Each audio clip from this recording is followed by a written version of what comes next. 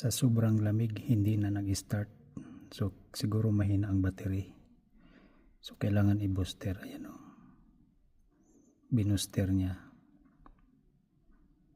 Alright, kailangan positive to positive, negative to negative. Alright, parang hindi ata umandar.